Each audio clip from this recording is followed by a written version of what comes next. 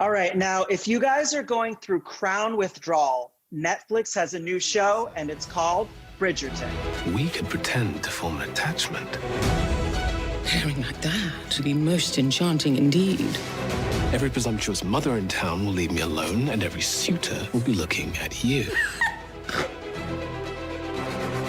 Stare into my eyes. If this is to work, you must appear madly in love. Okay, so my newest obsession, which I'm going to call it right now on the stream team that people will be talking about come Christmas Day, is a new show called Bridgerton. It takes place in Regency era England. So that's around the time of 1811 to 1820. In upper aristocratic London, where there's debutantes and they're wearing ball gowns and all of these things. But imagine that world, executive produced by Shonda Rhimes. So there's going to be scandal. Get it, scandal. You got it. There's going to be sex. There's going to be drama. There's going to be really attractive people. There's going to be amazing costumes. And one of the most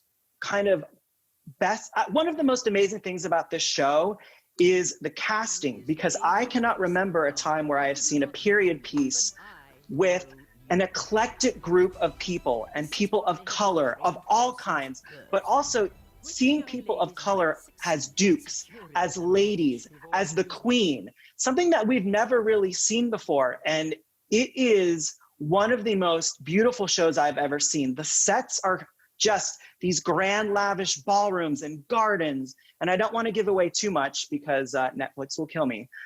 But I literally binged the whole series within a matter of 2 days. I think there's not eight or nine episodes. I couldn't stop. I literally could not stop watching. And it's one of those shows where you stop and you keep thinking about it. Like you're like, okay, God, what's going to happen? I couldn't stop watching it. It's just, it's inventive.